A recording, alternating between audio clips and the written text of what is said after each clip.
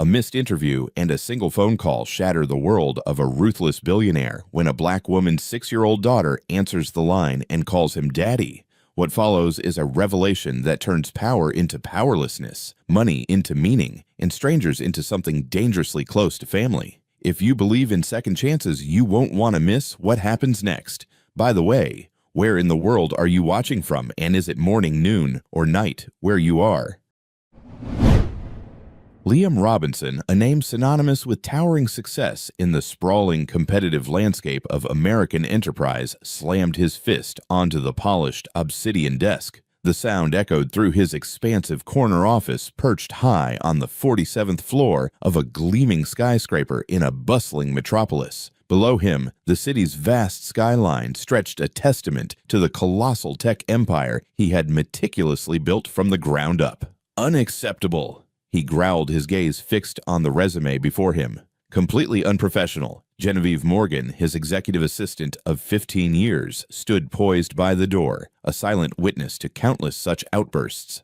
The woman didn't even bother to call and cancel Genevieve. Liam continued, his voice laced with indignation. This was for a senior marketing position. A courtesy call would have been the bare minimum. Genevieve, ever the diplomat, offered cautiously. Perhaps something unforeseen arose, Mr. Robinson. Miss Simpson's references were exemplary. Liam scoffed a dismissive wave of his hand, slicing through the air. Something more important than a job interview at Robinson Tech? I highly doubt it. He ran a hand through his salt and pepper hair. At 45, Liam had amassed a fortune, a net worth measured in billions. Yet the personal cost had been substantial. No family, a scant few friends, and a reputation as a brilliant but utterly merciless businessman. Give me her number, he demanded suddenly, his voice sharp with resolve. I want to personally inform her that this level of unprofessionalism simply does not stand in this city. Genevieve hesitated. Liam, is that truly necessary? The number, Genevieve, he reiterated, his tone leaving no room for dissent. With a resigned sigh, Genevieve handed over the contact information for Cynthia Simpson. Liam punched the numbers into his phone mentally, rehearsing the cutting remarks he intended to deliver. The phone rang 3 times before a small, distinctly childlike voice answered. Hello? Liam paused, thrown off by the unexpected voice. I'm trying to reach Cynthia Simpson, he said, his professional tone softening almost instinctively. Mommy can't come to the phone, the little voice replied. She's crying in the bathroom. A strange tightness formed in Liam's chest. Is she all right? He stammered. She's sad because she missed the important meeting today, the child explained with disarming honesty that stripped away Liam's carefully constructed defenses. But we didn't have any food, and she had to go to the food bank before it closed. She said the job would have fixed everything. The air seemed to leave Liam's lungs. His meticulously prepared speech evaporated, replaced by a sudden, profound emptiness. What's your name? He asked quietly. Camellia, the voice replied. I'm 6. There was a pause. Are you the important man Mommy was supposed to meet? She has your picture from the computer. Yes, I'm Liam Robinson, he confirmed, still reeling from the child's revelation. The little girl gasped. You're the man in Mommy's special box. She has pictures of you and papers with your name. Liam frowned, utterly confused. What kind of papers? Grown-up papers and a picture of you at the beach. Mommy says you're my daddy, but you're too busy for us. Camelia's voice held a note of innocent resignation. She says I have your eyes. The world seemed to tilt around Liam. What did you say? He whispered, his knuckles white as he clutched the phone. Are you really my daddy? Camellia asked, her voice suddenly hopeful. Will you come see us now? Mommy says you're the smartest, richest man in the city. Liam's hand shook as he reached for his executive desk chair, missing it entirely and sinking to his knees on the plush carpet. That's not possible. He mumbled more to himself than to the child. I can't have children. The bathroom door creaked open in the background. Camellia, who are you talking to? A woman's panicked voice came through the line. It's my daddy, Mommy. He called us. The phone clattered, and Liam heard a gasp, followed by Cynthia's voice, tight with emotion. Mr. Robinson, I can explain everything. But Liam couldn't respond. Tears streamed down his face as 30 years of certainty crumbled around him. The city's most formidable CEO brought to his knees by 6 simple words. Mommy says you're my daddy. Liam Robinson's executive suite fell silent after the call ended. He sat motionless behind his desk, staring at the phone as if it might explain the seismic shift that had just occurred within him. Genevieve Morgan had quietly slipped away, sensing he needed space. Impossible. He whispered the word hollow in the vast office. The memory surged back at doctor's office 15 years ago. The grim-faced specialist confirming his sterility after a childhood illness, the medical certainty that had shaped his entire life's choices. His computer chimed with an incoming email from Genevieve Cynthia Simpson's complete file. Liam clicked through the documents with trembling fingers, resume references, background check. And there it was, a discreet note about a 6-year-old daughter. He searched Cynthia Simpson and scanned through social media accounts until he found her. His breath caught. The woman looked vaguely familiar, a ghost from his past, and beside her in several photos was Camelia, a little girl with his steel blue eyes and characteristic dimple. Liam's mind raced back 7 years to the tech conference in San Diego. 3 days of networking one night of unexpected connection with a brilliant young software developer, Cynthia, a striking black woman whose intelligence and warmth had briefly disarmed him. They had spent one passionate weekend together before he returned to the bustling metropolis. She had tried contacting him afterward, but his assistant had blocked her calls as per standard protocol with Liam's brief entanglements. "Call my car," he barked into the intercom. Within minutes, Liam was speeding through city traffic toward the address in Cynthia's file, located in a less affluent part of the city. The neighborhood was a stark contrast to his penthouse world. Children played on cracked sidewalks, while tired-looking adults trudged home from long workdays. Liam felt conspicuously out of place as his luxury car crawled down the street. He found the apartment building a worn brick structure with peeling paint. Taking a deep breath, he approached the buzzer for Unit 4B. His finger hovered over the button. What would he say? What could he say if Camelia truly was his daughter? The possibility sent equal waves of terror and wonder through him. The building door suddenly swung open as a tenant exited. Liam caught it reflexively and stepped inside. The lobby smelled of stale cabbage and disinfectant. He climbed 4 flights of stairs, his designer shoes echoing in the stairwell. Outside Unit 4B, Liam paused, heart pounding louder than the city noise below. He adjusted his tie again, though it was already perfectly straight, and wiped his palm against his coat. This wasn't a boardroom. There were no metrics, no scripts, just a woman from his past and a child who might be his. He knocked. Footsteps approached, quick, cautious. The door cracked open just enough to reveal a pair of wary brown eyes. Recognition flashed in them like lightning before a storm. "Mister?" Robinson Cynthia's voice was barely a whisper, carrying equal parts shock and guarded strength. "We need to talk." Liam said, his voice softer than he'd intended, his usual edge dulled by something heavier, guilt, fear, hope. The door shut again. He heard the chain slide free. When it opened, Cynthia stood before him, different from the vibrant woman he remembered, but not diminished. Her face bore fatigue, but her poise remained. And behind her, a pair of piercing blue eyes peeked out. "Are you really my daddy?" Camelia asked. The words sliced through the air with the force of truth, unfiltered by adult fear or pride. Liam Robinson, a man who had shut down billion-dollar deals with a look, opened his mouth to respond, but found no words. Just a tightness in his chest he hadn't felt in years. The apartment was modest, one-bedroom, low ceilings, the hum of a struggling fridge in the background. But it was clean, intentional. Textbooks sat in neat piles beside a worn couch. A desk in the corner held a laptop with bits of code on the screen. The place whispered a story of effort, of sacrifice. Camelia's sweetheart Cynthia said, her tone calm but steady. "Go play in your room for a few minutes while I talk to Mr. Robinson." "But Mommy, please." Camelia frowned but obeyed, retreating slowly, her eyes never leaving Liam. She closed the door behind her with a decisive thud. "You should sit." Cynthia motioned toward the sofa. "This isn't a conversation to have standing." He didn't move. "Is she mine?" he asked. "Yes." He exhaled sharply. "That's impossible. I was told, I can't have children. Medical fact." Cynthia's laugh was dry. "Well, apparently medical facts don't always match reality. You never told me I tried. Your assistant blocked my calls. My emails were filtered. You disappeared Liam." "I got the message." He paced the room, now suffocating in its silence. "Then we do a test." "Tomorrow morning," Cynthia said without hesitation. "We've got nothing to hide. I never asked for anything from you. Not then. Not now." He glanced around. "Clearly." Cynthia flinched, then straightened her spine. "We're not your pity project, Liam."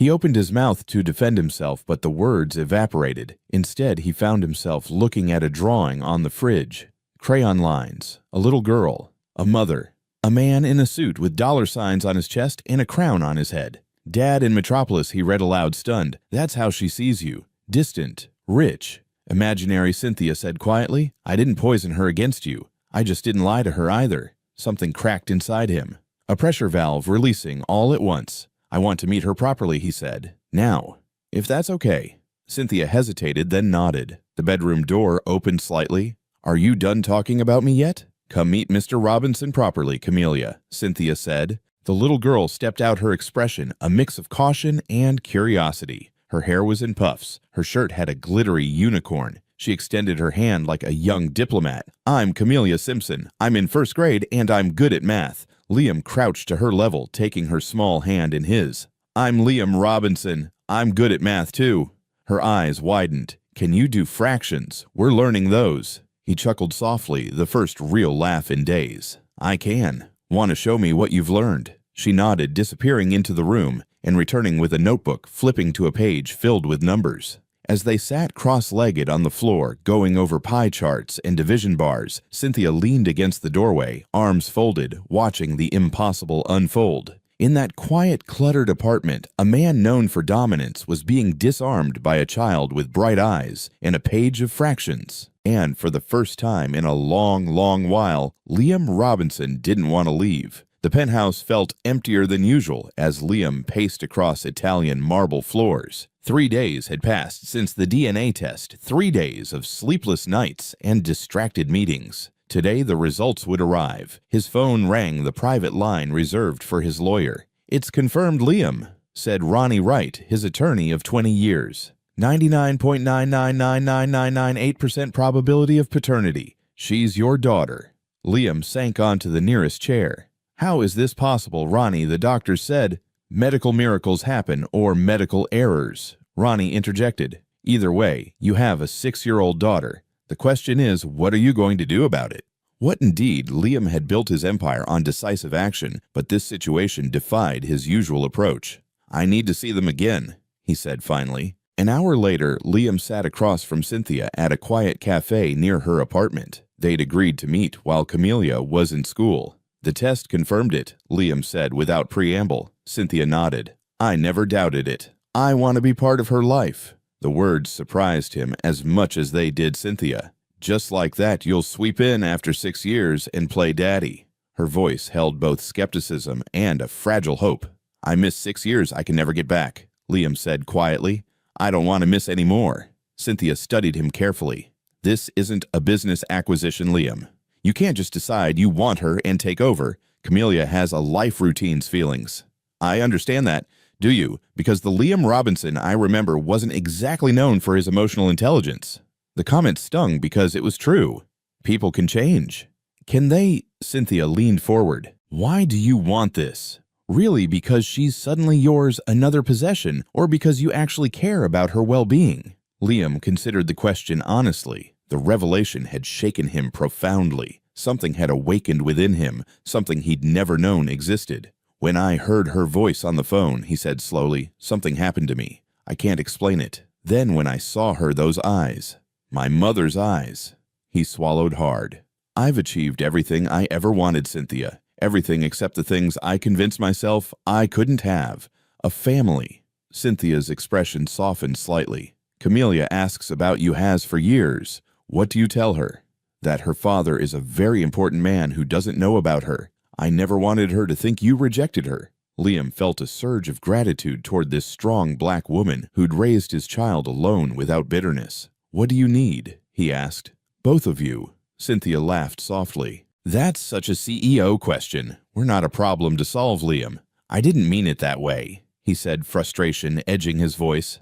I want to help. Camellia needs stability, consistency, a father who shows up not just financially, but emotionally. Can you provide that truly? The playground bustled with activity as Liam watched Camellia swing higher and higher, her laughter carrying across the park. It was their third weekend together, a tentative routine they'd established with Cynthia's cautious blessing. Higher, Liam, push me higher, Camellia called. He still felt strange hearing her call him Liam instead of Daddy, but Cynthia had suggested they take things slowly. Camelia knew he was her father, but building that relationship would take time.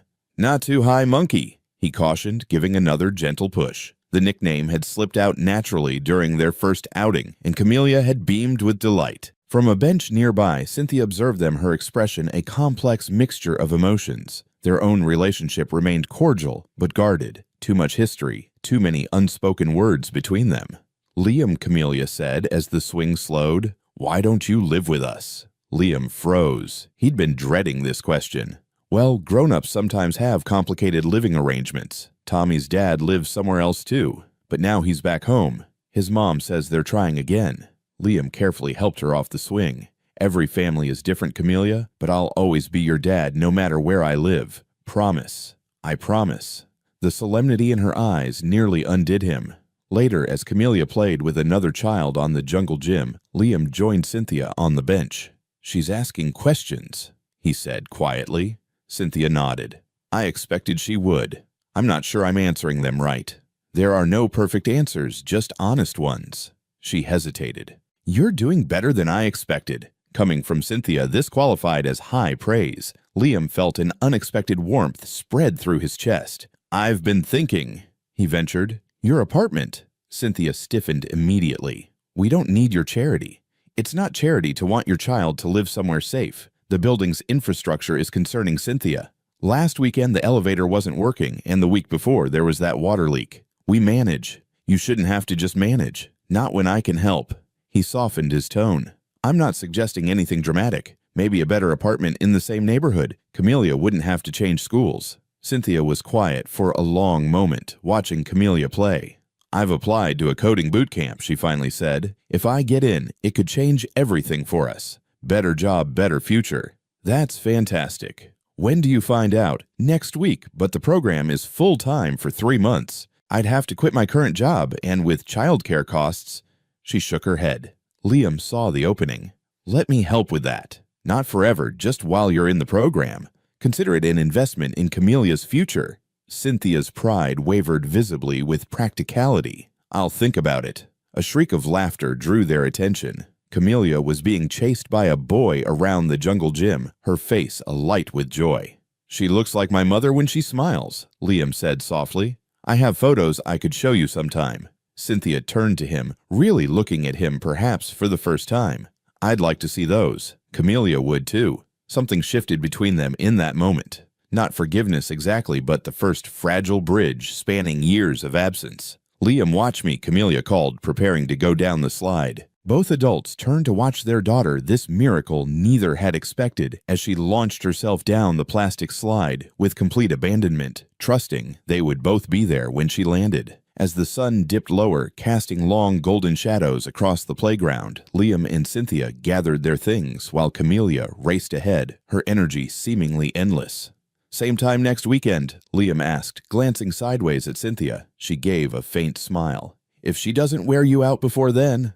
They watched Camelia leap across the mulch, twirling with giddy abandon, before disappearing behind the jungle gym. For a moment, Liam allowed himself to believe that things were settling into something resembling a rhythm, not perfect, but hopeful. He glanced down at his phone to check a message from work, then looked up again, eyes scanning for the flash of a lavender jacket. "Camelia," Cynthia called. No answer. Then Camelia reappeared, waving from the sidewalk. "Race you to the car." They both laughed. Neither of them knew that it would be the last normal afternoon for a long time. The hospital corridor seemed to stretch endlessly before Liam as he ran, his heart pounding against his ribs. The call had come during a board meeting. Cynthia's voice tight with panic. Camelia's collapsed. "We're at the city's leading children's hospital." He burst through the emergency department doors, his usual composure shattered. "Camelia Simpson," he gasped to the receptionist. "I'm her father." The words still felt new on his tongue, but in this moment they were the most important identity he possessed. A nurse directed him to a curtained area where he found Cynthia standing pale-faced beside a bed where Camelia lay connected to monitors, her small biracial form unnervingly still. "What happened?" he demanded more harshly than intended. Cynthia's composure cracked. "She fainted at school. They couldn't wake her up right away." Her voice broke. "The doctors are running tests." Liam moved to Camelia's side, taking her limp hand in his. 2 months into his new role as father, and already he couldn't imagine life without her. Her weekly visits, her morning phone calls, her drawings that now adorned his refrigerator. Mr. Robinson, Miss Simpson. A Dr. Miller appeared, clutching a tablet. "I'm Dr. Miller. We have some preliminary results." The next few minutes blurred as medical terminology washed over them. Words like anomaly and further testing stood out starkly against phrases that made Liam's blood run cold. Kidney function and genetic condition. "Genetic," Liam interrupted. "You mean she inherited this?" Dr. Miller nodded. "This particular condition can be hereditary. We'll need family medical histories from both parents." "That's impossible," Liam said automatically. "I was told I couldn't have children due to a childhood illness." Dr. Miller frowned. "What illness specifically?" "Mumps complicated by at 14. Dr. Miller typed something into his tablet. "That typically reduces fertility, but rarely causes complete sterility. More importantly, it wouldn't cause this condition." He looked up. "However, this might explain why you were told you couldn't have children." A nurse appeared with more test results, and the doctor stepped away to review them. Cynthia turned to Liam, her eyes wide. "They said it might be serious." For the first time in his adult life, Liam felt completely powerless. His wealth, his influence, his carefully constructed empire, none of it could protect the small girl lying in the hospital bed. "She'll be okay." He said the words hollow even to his own ears. "I'll make sure of it. Whatever specialists we need, whatever treatments." "This isn't something you can fix by throwing money at it, Liam." Cynthia's voice cracked. "This is our daughter, our daughter." The phrase hung between them, both an accusation and a profound connection. Dr. Miller returned his expression grave. "We need to transfer Camelia to our specialized pediatric unit. Her condition is more serious than we initially thought." "What exactly is wrong with her?" Liam demanded. "She has a rare condition called Alport syndrome. It's affecting her kidneys. We need to start treatment immediately and monitor her closely." "Will she—" Cynthia couldn't finish the question. "With proper care, many patients lead full lives, but she'll need specialized treatment possibly for life, and eventually—" "Eventually what?" Liam pressed. "Eventually she may need a kidney transplant." The word transplant echoed in Liam's mind as he looked down at Camelia's pale face. His daughter. His responsibility, the child he never knew he wanted until she existed. "I'll do whatever it takes," he said, meeting Cynthia's tearful gaze across the bed. "Whatever she needs, we'll face this together." For once, Cynthia didn't argue. Liam's luxury car screeched into the hospital parking lot. He'd cut short a meeting with Japanese investors, a deal worth billions without explanation. Nothing mattered except the text from Cynthia. "Camelia's tests are back. Doctor wants to talk to both of us." The past month had blurred into hospital visits, specialist consultations, and late-night research sessions. Liam had deployed his corporate efficiency to Camelia's medical crisis, creating spreadsheets of treatment options and flying in specialists from across the country. He found Cynthia in the waiting room, her eyes red-rimmed from lack of sleep. Neither spoke as they were led to Dr. Miller's office. "Camelia's kidney function is declining faster than we anticipated," the doctor explained gently. "The medications aren't working as effectively as we'd hoped." "What are our options?" Liam demanded, falling into negotiation mode. "Long-term, she'll need a transplant, ideally from a family member." "Test me," Liam said immediately. Dr. Miller hesitated. "Mr. Robinson, I understand your eagerness, but there are many factors that determine compatibility, and given your own medical history." "Just test me," Liam insisted. "And Cynthia, too." The doctor nodded. "We'll arrange that. In the meantime, we'll manage her symptoms with medications and dietary restrictions." Later, they stood by Camelia's bed as a nurse explained the new medication regimen. Camelia listened solemnly, too young to fully understand, but old enough to be frightened. "Will I have to take these forever?" she asked. "We hope not, sweetheart," Cynthia said, squeezing her hand. "Can I still come to your house this weekend?" Camelia asked, turning to Liam. He'd been planning to show her the nursery he'd prepared in his penthouse, a room filled with books and toys, walls painted her favorite shade of purple, their first overnight visit. "Of course you can," he assured her, though he glanced at Cynthia for confirmation. Outside Camelia's room, they spoke in hushed tones. "I've been researching specialists," Liam said. "There's a team in Boston doing groundbreaking work with pediatric kidney disease. I'd like to get their opinion." Cynthia nodded wearily. "Whatever helps." Liam hesitated. You know, it would be easier if you both stayed at my place. You wouldn't have to commute to the hospital, and I have plenty of room. Liam, Cynthia cut him off. I appreciate everything you're doing. I do, but we can't just move into your life like that. Why not? Camellia needs stability. You said so yourself.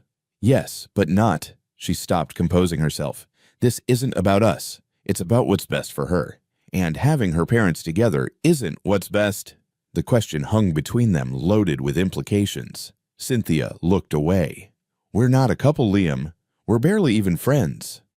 We could be, he said quietly. Before she could respond, Camellia's nurse approached with paperwork, ending the conversation. That night, alone in his penthouse, Liam wandered into the purple bedroom he'd created for his daughter. A sequence of framed pictures lined one wall. Photos of Camellia from birth to present, provided by Cynthia. 6 years of a life he'd missed. He picked up a small stuffed rabbit waiting on the perfectly made bed, Camellia's favorite animal. Tomorrow he'd bring it to the hospital. His phone rang. His executive assistant, Genevieve Morgan, reminding him of the rescheduled investor meeting. Cancel it, Liam said. Cancel everything for the next week. Sir, Genevieve's voice registered rare shock. The board won't be pleased. The board doesn't matter. Nothing matters except Camellia.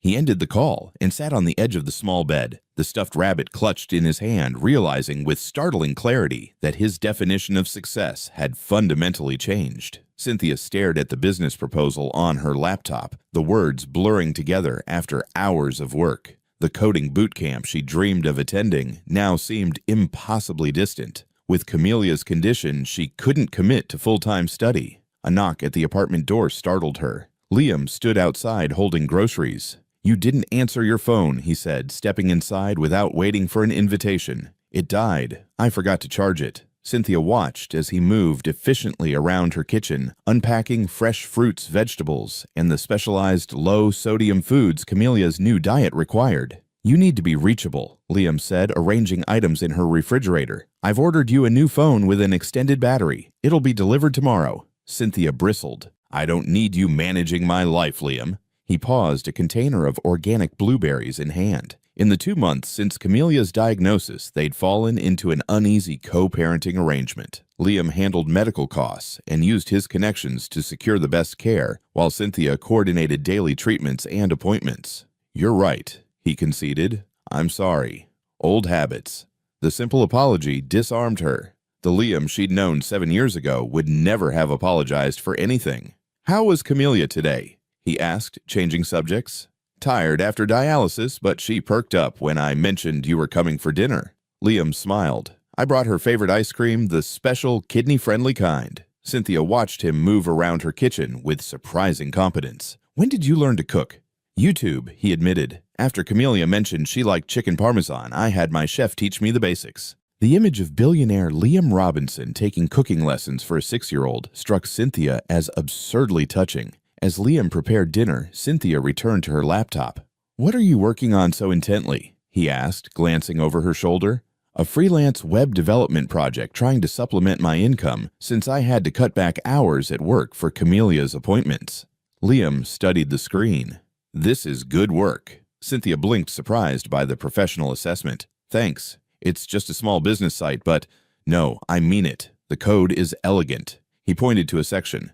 Though this function could be more efficient. You code? Cynthia asked, incredulous. Liam smiled. Cynthia, I built Robinson Tech on my own programming before I could afford to hire engineers. I still review our core architecture. Cynthia had forgotten this aspect of him, the brilliant mind behind the businessman. It was what had attracted her 7 years ago at the tech conference before she discovered the cold ambition that defined the rest of him. The front door opened as Camellia, her light brown skin glowing with youthful energy, returned from her neighbor friend's apartment. Her face lit up when she saw Liam.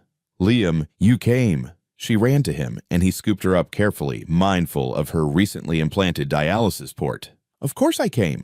I promised, didn't I? Camellia nodded solemnly. Mom says promises are very important. Your mom is right. Liam met Cynthia's eyes over Camellia's head. Something unspoken passed between them, an acknowledgement of the promises made and broken in their shared past. Later, after Camellia had gone to bed, they sat together at the small kitchen table. I have a proposition, Liam said quietly. Cynthia tensed. Liam, not that kind, he clarified quickly. A professional one. Robinson Tech needs contract developers for a new project. Remote work, flexible hours. Cynthia stared at him. Are you offering me a job? I'm offering you an opportunity. Your coding skills are solid, and you need work that accommodates Camelia's schedule. I don't want charity. It's not charity. It's mutually beneficial. You get paid work on your terms, and I get a developer who won't waste time on office politics. Cynthia considered the offer, weighing pride against practicality. I'd report to you. Liam shook his head. To our project lead. You'd be treated like any other contractor. I'll think about it, she said finally. He nodded, accepting her response. As he prepared to leave, he paused at the door. Cynthia, about what you said at the hospital, that we're not even friends. Could we try to be? The vulnerability in his question caught her off guard. This wasn't the Liam Robinson who dismissed her calls 7 years ago. For Camelia's sake, she agreed cautiously. We can try. What do you mean, not compatible? Liam's voice echoed through the consultation room. Dr. Miller sighed. Neither you nor Miss Simpson is a suitable kidney donor match for Camelia. Your blood types are compatible, but the tissue typing shows a high risk of rejection. 3 months had passed since Camelia's diagnosis. Her condition had stabilized with treatment, but the need for a transplant remained inevitable. There has to be a mistake, Liam insisted. We ran the test twice, the doctor confirmed. I'm sorry. Cynthia sat quietly absorbing the news while Liam paced like a caged tiger. So what now? She finally asked. Camelia goes on the national transplant list, Dr. Miller explained. Given her age and condition, she'll have priority, but it could still be months or longer. Months. Liam's voice rose. She needs help now. Her dialysis is managing the symptoms, the doctor reminded him. Many patients wait years for compatible donors. Unacceptable. Liam snapped, falling back on his familiar corporate coldness. There must be alternatives. Extended family members could be tested, Dr. Miller suggested. Siblings, aunts, uncles, grandparents. My parents are deceased, Cynthia said softly. I have no siblings. My father died years ago, Liam added. My mother is in her 70s with health issues of her own. They left the hospital in silence, the weight of uncertainty pressing down on them. In the parking lot, Liam turned to Cynthia. Move in with me, he said abruptly. What? You and Camelia. My penthouse has 5 bedrooms. You'd have your own space privacy. Camelia would have a stable environment close to the hospital. Cynthia shook her head. Liam, we've discussed this. This isn't about us, he insisted. It's about providing the best care for Camelia. The commute is wearing you down. You're exhausted. She couldn't deny that. The hours spent on public transit between work home and hospital had taken their toll. The freelance work for Robinson Tech had helped financially, but time remained her scarcest resource. Just think about it, Liam pressed, for Camelia's sake. I need to get back to her, Cynthia said, avoiding a direct answer. That evening, after Camelia had fallen asleep in her hospital bed, Cynthia stepped into the hallway to call Liam. I've been researching alternative donor programs, he said without greeting. There's a paired exchange program where incompatible donor-recipient pairs are matched with others in the same situation. Liam slowed down. The doctor said Camelia's stable for now. For now isn't good enough, he snapped. I'm holding a press conference tomorrow. You're going public with Camelia's condition, appealing for donors, without discussing it with me first. Cynthia's voice shook with anger. She's our daughter, Liam, not a publicity stunt. This isn't about publicity. It's about using every resource I have, including turning our private struggle into a public spectacle. Camelia deserves dignity, not to be the subject of some billionaire's heartstring-tugging campaign. The silence that followed vibrated with tension. You still don't trust me, Liam finally said, his voice flat. This isn't about trust. It's about respecting boundaries. Another weighted pause. Fine, no press conference. After they hung up, Cynthia leaned against the cold hospital wall, tears streaming down her face. The emotional toll of the past months crashed over her. The fear for Camelia, the complicated feelings resurfacing for Liam, the exhaustion of holding everything together. Inside the room, Camelia stirred. Mom, are you crying? Cynthia quickly wiped her eyes and returned to her daughter's side. Just tired, baby. Camelia patted the bed beside her. You can share my bed. It helps when I'm scared. Cynthia slipped beside her daughter, holding her close, wondering how such a small child could possess such immense wisdom. Is Liam coming tomorrow? Camelia asked sleepily. Yes, sweetheart.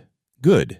He promised to read me the next Harry Potter chapter. Cynthia kissed her daughter's forehead, recognizing that despite their differences, Liam had kept every promise he'd made to Camellia. Perhaps that counted for something after all. The holiday decorations in the children's ward couldn't mask the sterile hospital environment, but Camelia's room had become a riot of color. Artwork covered the walls, stuffed animals crowded her bed, and a small Christmas tree twinkled in the corner Liam's addition. 4 months into Camelia's treatment, they'd settled into a rhythm.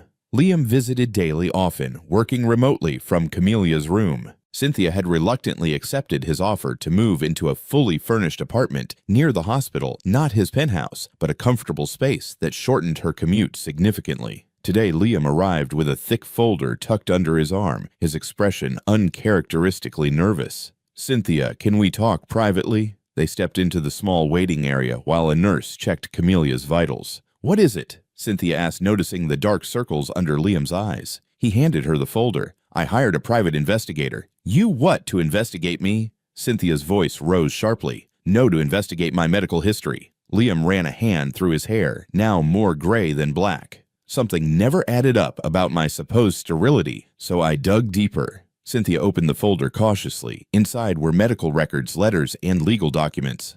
"My father paid the doctor to lie to me," Liam said, his voice hollow. "When I was 14 and developed complications from mumps, he bribed my specialist to tell me I could never have children." Cynthia stared at him in disbelief. Why would anyone do that to their child? Control. Liam's face hardened. "William Robinson didn't want an heir threatening his empire. He wanted me focused solely on the business with no distractions like family." "That's monstrous." Cynthia whispered, a sense of outrage building within her for the injustice Liam had suffered and the long-reaching impact of it. "There's more." Liam pointed to a specific document. "The investigator found my original unaltered medical records. According to this, I didn't just have mumps. I had a genetic kidney abnormality that went undiagnosed. The same condition that causes Alport syndrome." Cynthia gasped. "You mean, I'm not just Camelia's father. I gave her this condition." His voice cracked with emotion. "But it also means I might be able to donate after all." Cynthia's mind raced connecting dots. The tissue compatibility issue might be related to specific antigen markers associated with the condition. "I've already contacted Dr. Miller with this information. They're running new tests tomorrow." Cynthia sank into a chair, overwhelmed by the implications. "You could be her donor." Liam nodded, his usual confidence replaced by vulnerable hope. "It's why I never got sick despite working myself to exhaustion. My kidneys have a unique structure, abnormal but functional. The doctor thinks I might be the perfect donor precisely because I carry the same genetic markers." The revelation hung between them, altering everything. "Does Camellia know?" Cynthia asked. "Not yet. I wanted to tell you first." Cynthia studied the man before her, so different from the arrogant CEO who dismissed her years ago. In his face, she saw fear, hope, and determination intermingled. "Thank you," she said simply, "for not giving up." Liam met her gaze. "I've spent my life pursuing success, Cynthia. I defined it as wealth, power, recognition, but I was wrong." He glanced toward Camelia's room. "She's my greatest achievement, and I had nothing to do with it. That's on you.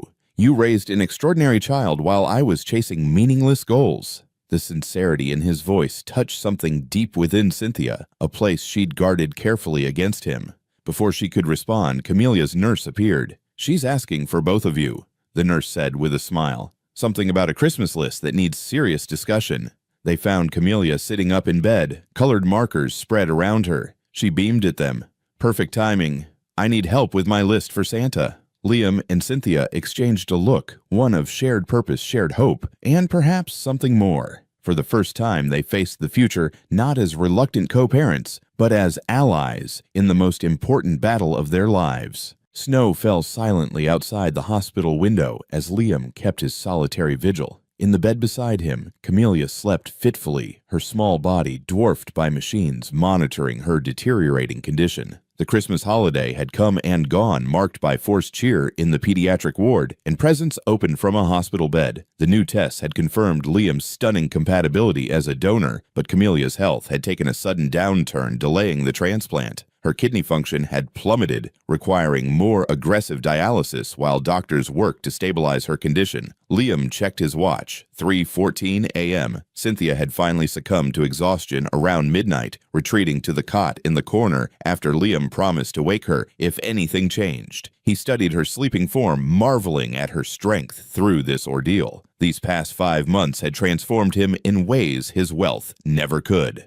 Board meetings and profit margins seemed trivial compared to the numbers that now consumed him. Camelia's creatinine levels, blood pressure readings, medication dosages. His phone vibrated with a text from his COO. Board meeting in 4 hours. Presence required for merger vote. Liam typed a simple reply, "Not coming. Handle it." Then he silenced the device and returned it to his pocket. The old Liam would never have delegated such a critical decision, but priorities had shifted seismically. Camelia stirred her eyes, fluttering open.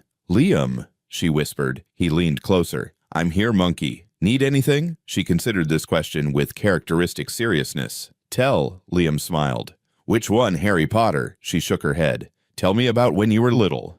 The request caught him off guard. He rarely spoke about his childhood, the cold mansion in Connecticut, the distant father, the mother who'd retreated into pills and alcohol.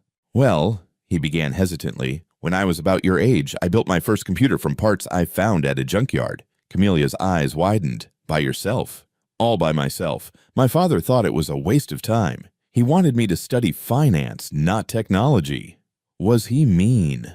Camelia asked with a child's directness. Liam considered how to answer. He wasn't mean exactly. He just didn't know how to love people properly. He thought success was more important than happiness. "That's silly," Camelia declared. "Being happy is the most important thing. That's what Mom always says." "Your mom is very wise." Liam glanced at Cynthia's sleeping form. "I wish I'd listened to her more when we first met." "Did you love her?" Camelia's question was innocent, but penetrating. Liam swallowed hard. "I didn't know how to love anyone then, Camelia. I was too busy trying to prove something to my father." "Do you know how to love people now?" The question pierced him deeply. "I'm learning," he answered honestly. "You're teaching me." Camelia seemed satisfied with this response. She clutched her favorite stuffed rabbit, the one Liam had brought to the hospital months ago. "When I get your kidney, will I be like you?" she asked sleepily. "How do you mean? Will I be good at math and computers?" Liam smiled. "You already are, but you're also kind and brave like your mother. That's much more important." Camelia's eyelids grew heavy. "Mom says the operation is tomorrow." "If your numbers look good in the morning," Liam confirmed, trying to keep his voice steady despite the fear coursing through him. The risks of the surgery had been explained in excruciating detail by the transplant team risks to both Camelia and himself. "Are you scared?" Camelia asked, reading his thoughts with uncanny perception. "A little," he admitted. "Me too." She reached for his hand. "But Mom says it's okay to be scared as long as you're brave anyway." "Your mom is right about that too."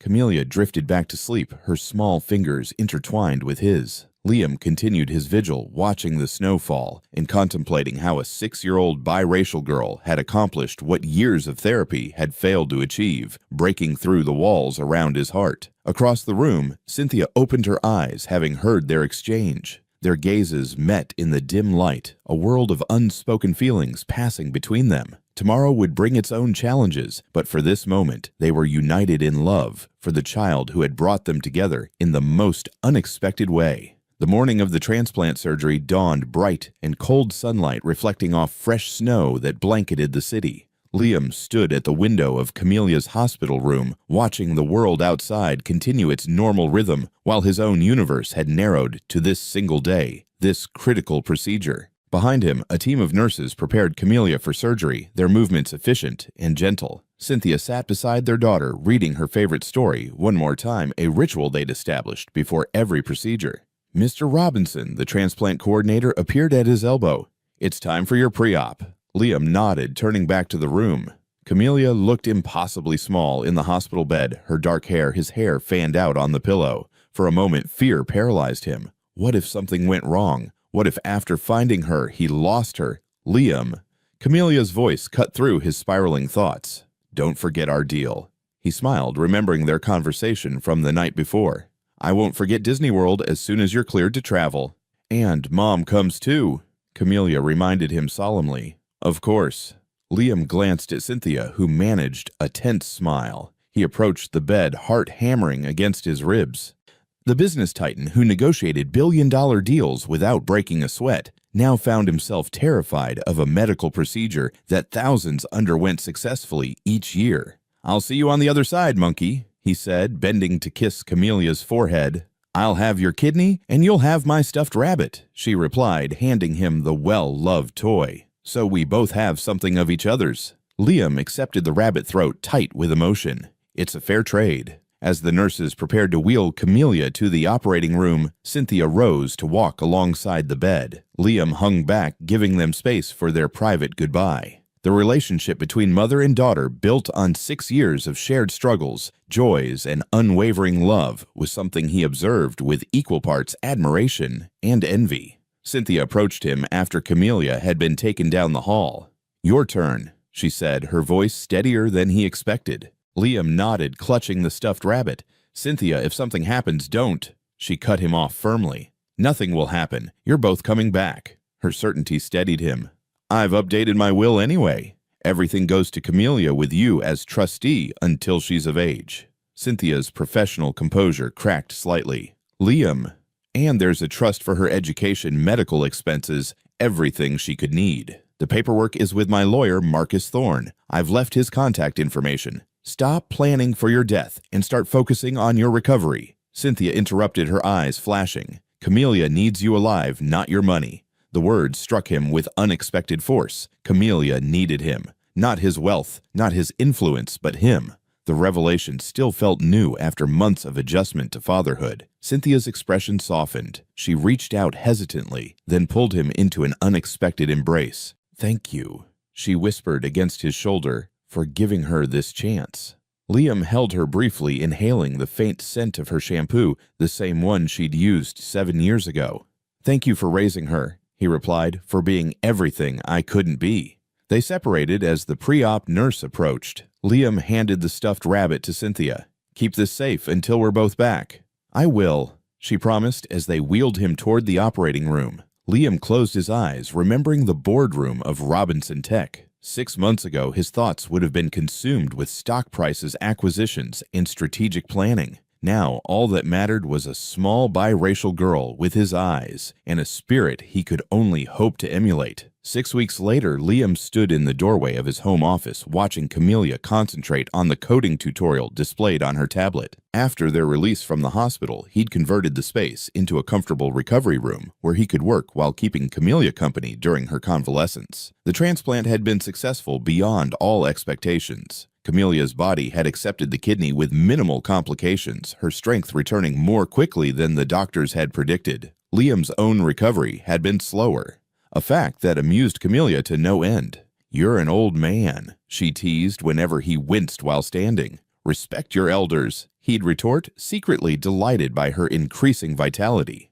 The sound of the front door opening announced Cynthia's arrival. By mutual agreement, she'd moved into one of the penthouse guest suites during their recovery period, an arrangement intended to be temporary, but which had gradually evolved into something less defined. "How are my favorite patients?" she called, appearing beside Liam in the doorway. "I finished the whole coding module," Camelia announced proudly. "Liam says I'm a natural. She debugged a script faster than I could." Liam confirmed, his voice warm with pride. Cynthia smiled. "Of course she did. She has your brain and my persistence. Poor world doesn't stand a chance." The casual acknowledgement of their shared traits in Camelia no longer felt strange. Over the weeks of recovery, as they'd navigated medications, doctor's appointments, and Camelia's boundless questions, Liam and Cynthia had formed a partnership neither had anticipated.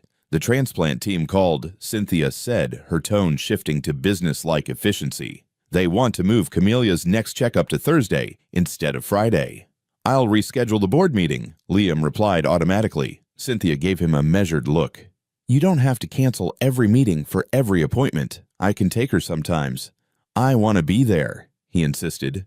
"Robinson Tech managed without me for 6 weeks. They can handle another afternoon." The company had indeed survived his absence during recovery, largely due to the systems Liam had reluctantly put in place under Cynthia's practical insistence. He'd learned to delegate to trust others, to recognize that control wasn't always necessary lessons that had changed his management style upon his return. "We should celebrate after the appointment," Camelia suggested. "If my numbers are good." "They will be," Cynthia assured her.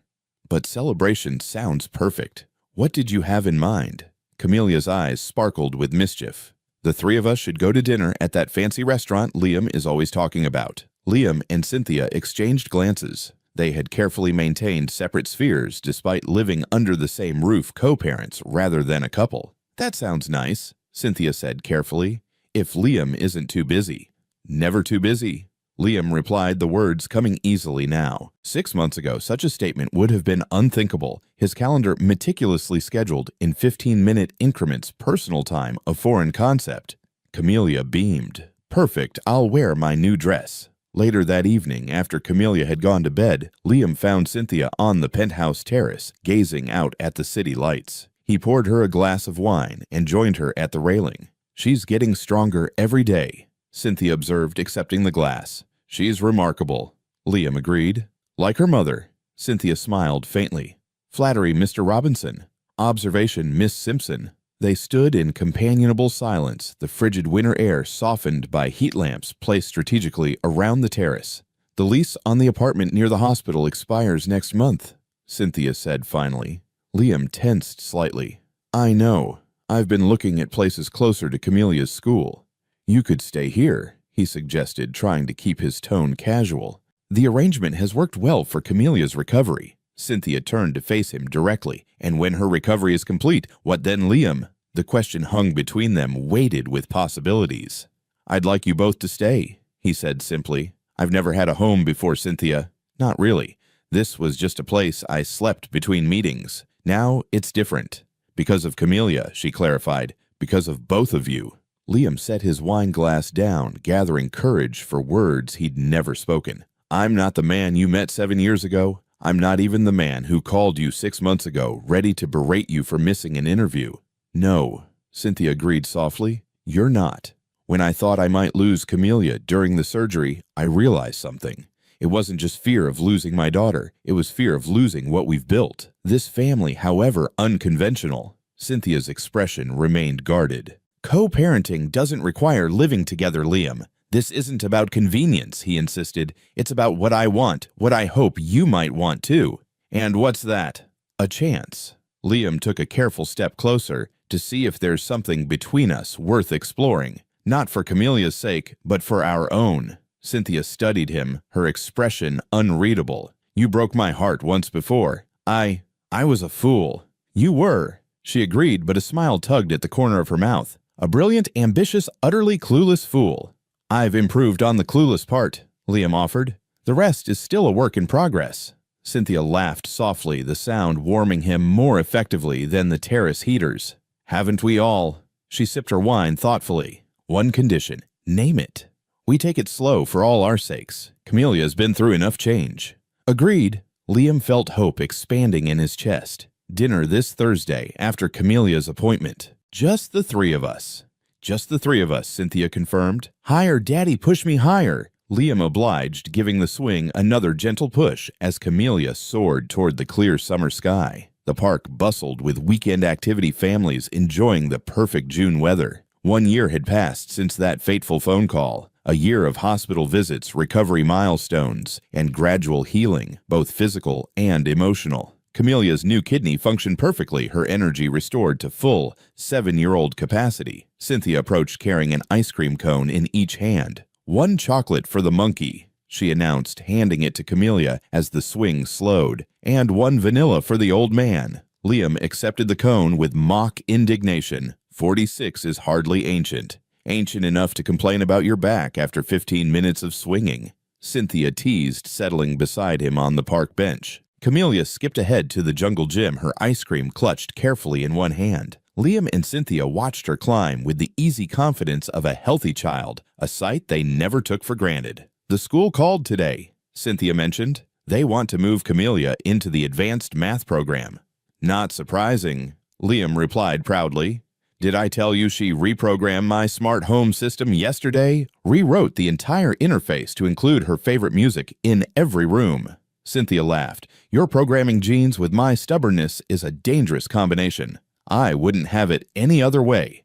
Liam took her hand, the gesture now familiar and comfortable. The past year had transformed all three of them. Cynthia had accepted a full-time position with Robinson Innovations, heading a new division focused on educational technology. Liam had restructured the company's leadership, delegating day-to-day operations to focus on strategic direction and, more importantly, to be home for dinner most nights. Their relationship had evolved slowly. Carefully, movie nights with Camellia becoming family traditions, professional respect developing into deeper understanding, separate bedrooms gradually becoming a formality rather than a necessity.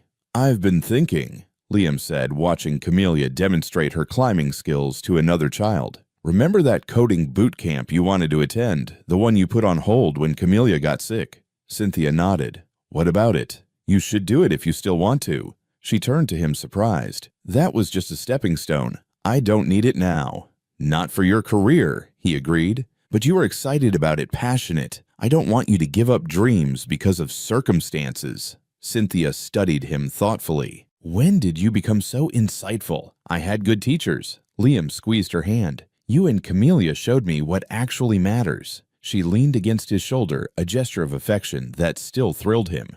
I might look into it. There's a weekend program that could work with my schedule. Whatever you need to make it happen. Liam hesitated, then added, Actually, I've been thinking about scaling back myself. You, the ultimate workaholic. Former workaholic, he corrected. I'm considering stepping down as CEO, remaining as chairman, but bringing in new leadership.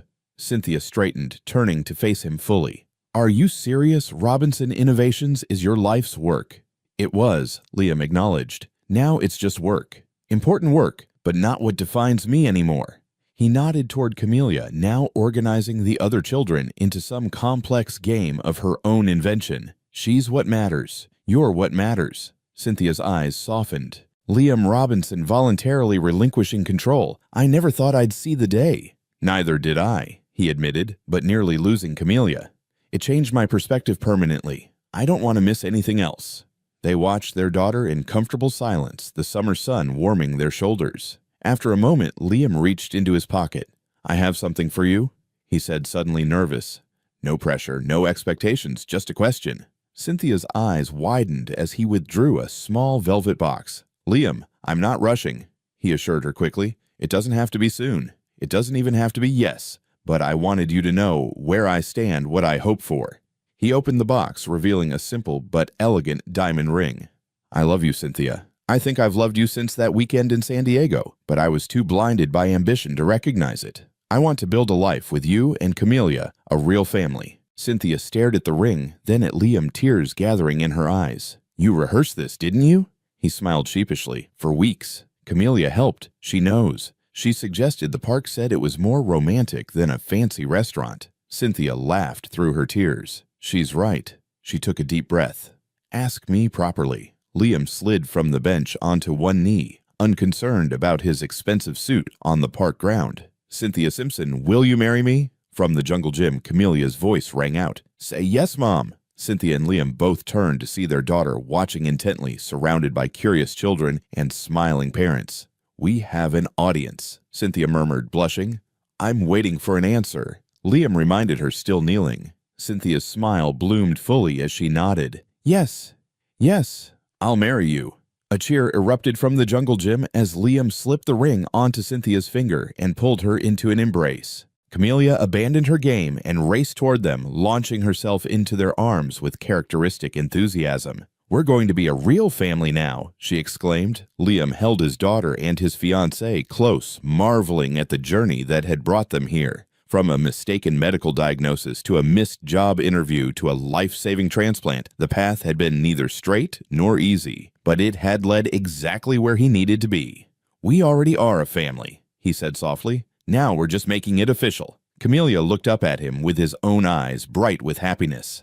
I told you calling me that day was the best thing ever. Liam couldn't help but agree. That single phone call made in anger, answered in innocence, had changed everything. The ruthless CEO who believed himself incapable of fatherhood had found his greatest purpose in the little girl who called him daddy and the black woman who had given him a second chance. As the summer sun warmed the three of them, Liam Robinson, once defined by his wealth and power, finally understood the true meaning of being rich, the love of family, the gift of second chances, and the miracle of a child's voice on the phone saying those 6 life-changing words, "Mommy says you're my daddy." And so this chapter ends not with a grand finale, but with something far greater, a quiet promise, a tender hand held a heart once closed, now open. If you've made it here to the very end of this long and winding journey, thank you, truly. You've walked beside Liam, Cynthia, and Camellia through pain discovery, second chances, and the kind of love that isn't flashy, but healing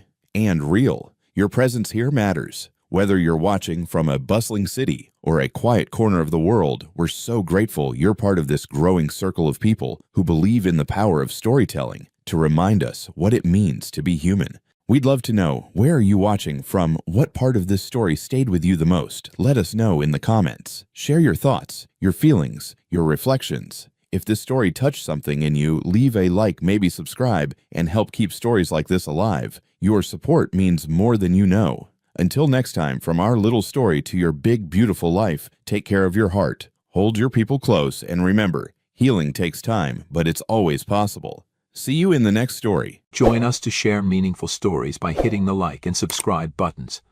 Don't forget to turn on the notification bell to start your day with profound lessons and heartfelt empathy.